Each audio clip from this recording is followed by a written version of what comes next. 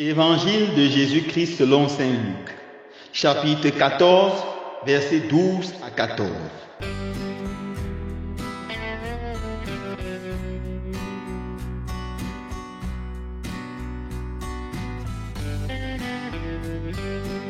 En ce temps-là, Jésus disait au chef des pharisiens qu'il avait invité: quand tu donnes un déjeuner ou un dîner, n'invite pas tes amis, ni tes frères, ni tes parents, ni de riches voisins, sinon eux aussi te rendraient l'invitation et ce serait pour toi un don en retour. Au contraire, quand tu donnes une réception, invite des pauvres, des estropiés, des boiteux, des aveugles.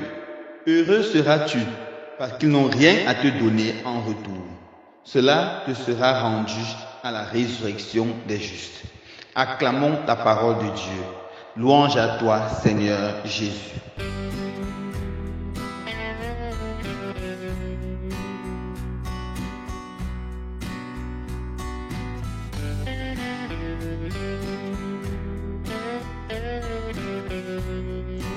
Chers frères et sœurs bien-aimés, hier nous avons commencé notre méditation sur le purgatoire et nous avons dit que ce mois de novembre est le mois par excellence de prier, pour nos fidèles défunts, pour nos frères et sœurs qui nous ont quittés, pour ceux-là que nous avons aimés. Nous avons également dit qu'après la mort, il y a 3 chemins, ou mieux encore 2 chemins principaux et un chemin intermédiaire. Il y a d'abord le paradis. Le paradis, c'est le lieu spirituel ou l'état de ceux qui meurent en état de grâce, qui ont vécu dans l'amour, dans la charité, qui ont accepté Jésus dans leur vie de tout leur cœur, de toute leur âme, et qui ont aimé leur prochain comme eux-mêmes. C'est un état de bonheur indescriptible, une joie qui surpasse toute joie, car on vit éternellement en présence de Dieu. Ensuite, il y a l'état de l'enfer. L'enfer peut être défini comme ce lieu spirituel ou comme cet état où on est privé totalement et entièrement de l'amour et de la présence de Dieu. À cause du fait qu'on vit loin de Dieu, on éprouve une souffrance indescriptible et pire encore, elle est éternelle, car on est conscient qu'on est éternellement séparé de Dieu. La Bible utilise plusieurs images pour parler de l'enfer. Un feu qui ne s'éteint pas, un étang brûlant de feu et de soufre. Mais ça, c'est bien peu devant ce qu'est l'enfer. C'est une souffrance tellement grave. Et le purgatoire, c'est ce qu'on peut appeler la situation intermédiaire. C'est celui qui meurt, pas en étant vraiment en état de grâce, mais pas en ayant régné radicalement Dieu. Le purgatoire, c'est l'une des plus grandes preuves de l'amour et de la miséricorde de Dieu. Car seuls les cœurs purs peuvent rencontrer Dieu. Alors le purgatoire, c'est Dieu qui ne veut pas la mort du pécheur, mais qui se convertisse. Et même après sa mort, qu'il se purifie, qu'il se sanctifie, afin qu'il puisse contempler son visage. Le purgatoire, c'est une manifestation de la miséricorde de Dieu. J'ai fini la méditation d'hier en parlant de Maria Sima. Maria Sima, c'est une mystique autrichienne qui est née le 5 février 1915 et qui est morte le 16 mars 2004. Et dans son livre, Les âmes du purgatoire, elle nous enseigne beaucoup de choses sur le purgatoire. Elle nous parle spécialement des péchés qui envoient au purgatoire. Et elle nous met en garde contre ces péchés. Dans ce livre, elle nous fait savoir que les péchés mortels, les péchés graves, non confessés, au jour de notre mort, sont les péchés qui nous envoient au purgatoire. Dans la première lecture de ce jour, Saint Paul nous dénonce quelques péchés graves de la loi. Et c'est justement ces péchés qui envoient le plus au purgatoire. Le premier péché qui envoie au purgatoire, c'est le péché contre la vie. Vous savez que toute atteinte contre la vie humaine est un péché extrêmement grave aux yeux de Dieu. C'est pour ça que le commandement du Seigneur est clair. Tu ne tueras pas. La vie humaine est sacrée. Toute vie est une histoire sacrée. L'homme est à l'image de Dieu. Donc toutefois que nous versons le sang d'une façon ou d'une autre, nous blessons grandement le cœur de Dieu. Et si nous mourons sans avoir confessé ou sans avoir réparé ou sans être seulement repenti, nous courons des risques de passer beaucoup de temps au purgatoire. Le mal sous toutes ses formes est proscrit par la loi de Dieu. Nous devons faire attention aux péchés graves comme le meurtre, l'assassinat, l'avortement. Nous devons savoir que dès l'union d'un spermatozoïde et d'une ovule, il y a une nouvelle vie, une vie qui est sacrée. Donc ça veut dire que même les pilules abortives sont proscrites. La négligence médicale. Nos frères et sœurs qui sont médecins infirmiers doivent savoir qu'ils jouent avec la vie dans leur métier, dans leur travail. De la nécessité pour eux d'être extrêmement prudents. Car toute négligence médicale est un crime grave aux yeux de Dieu. L'euthanasie, qui consiste à faire mourir des personnes peut-être parce qu'elles sont vieilles ou malades pour éviter qu'elles ne souffrent. Donc, personne n'a le droit de prendre la vie, car même la souffrance fait partie de la vie humaine et même la souffrance est rédemptrice. Et tous ceux qui font la guerre soutiennent la guerre.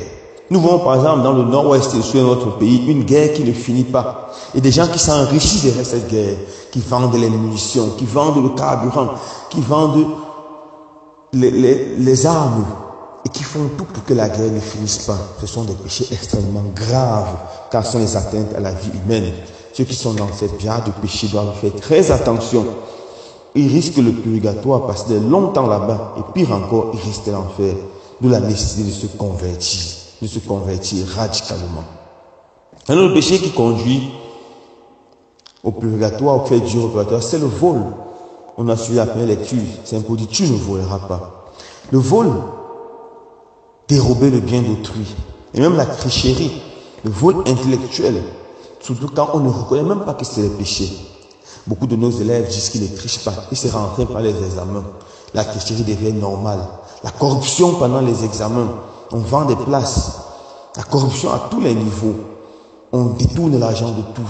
On détourne l'argent des médicaments sans aucune peur, sans aucune crainte.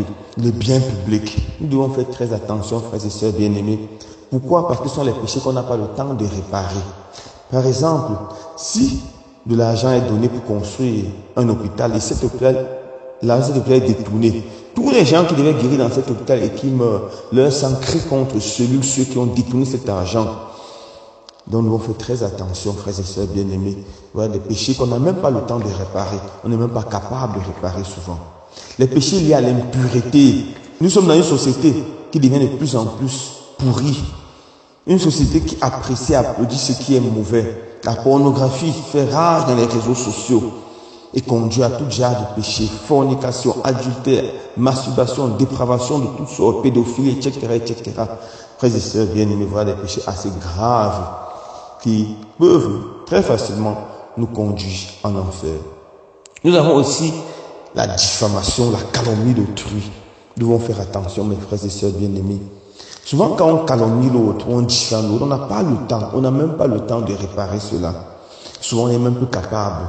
Et souvent, ce sont les péchés qu'on arrive à réparer qui nous font passer de longs temps en enfer. Dans le feu de l'enfer que nous allons réparer cela. Je me rappelle cette histoire d'une femme qui allait voir un prêtre s'est confessé. Elle a dit comment elle avait calomnié, détruit, saboté notre personne. Et tout le monde a tellement méprisé la personne. La personne a tellement souffert de cela que la personne s'est suicidée. Alors elle a raconté ce péché au prêtre. Le prêtre lui a donné comme pénitence d'aller chercher un coq et l'écrire de chez elle à chez lui en enlevant les plumes, une plume. C'est ce qu'elle a fait.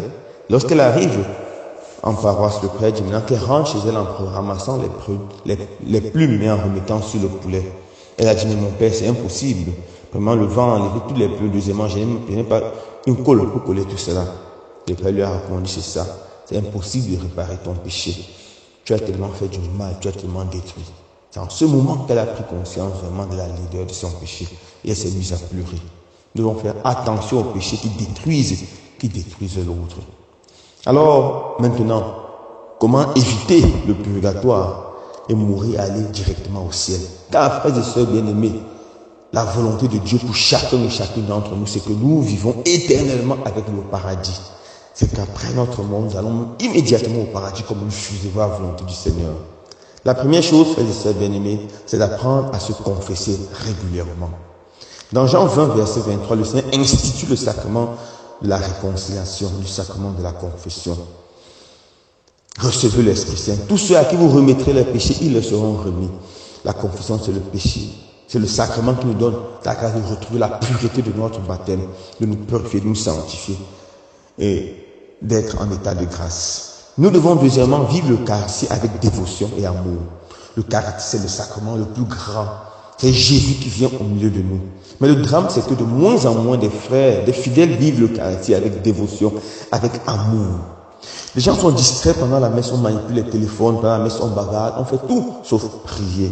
Nous devons vivre la messe de façon active, totale et pleine.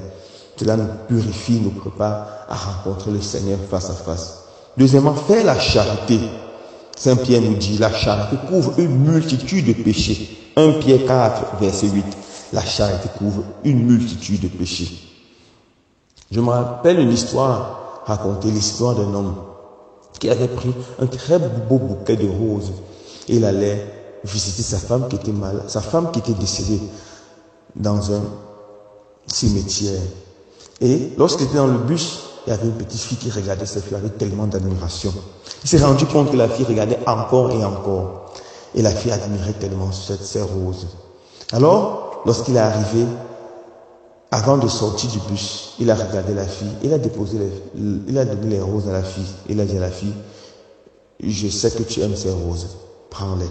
La fille était folle de joie.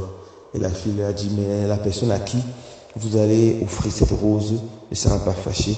Il a dit, non, je m'en vais offrir ces roses à ma femme et je suis sûr qu'elle sera très heureuse. Il est sorti, il est allé au cimetière, il a prié quelque temps devant la tombe de sa femme et il est rentré. Il avait une sensation que sa femme était très heureuse et il a fait un très beau rêve, que sa femme allait au paradis. Elle allait au paradis à cause de toutes ces roses qu'il avait données de façon généreuse à cette toute petite fille. La charité, tout le bien qu'on fait est une bénédiction qui nous préserve de la souffrance du purgatoire et qui nous gagne le paradis. Nous devons ensuite accepter la croix, mes frères et sœurs bien-aimés, sans nous récriminer. Il n'y a aucune vie humaine sans croix, mais le drame c'est de porter nos croix en récriminant. Nous devons, comme Jésus, accepter nos croix avec joie et les offrir pour le salut du monde, pour la sainte des âmes consacrées, pour le bien. Il y aura des conditions qui nous aident à éviter le purgatoire. Et nous devons prier et jeûner. Voilà deux attitudes belles qui nous rapprochent de Dieu. Et plus on est proche du Seigneur, plus on est sûr de le contempler éternellement, plus il nous donne la grâce de le contempler. Et finalement, la dernière façon pour aller au purgatoire, c'est par la réparation. La réparation. Et la réparation passe grandement par... L'agrément peut aussi passer par les indulgences. Demain, nous allons conclure notre série sur le purgatoire en parlant de la réparation et des indulgences. Loué soit Jésus-Christ.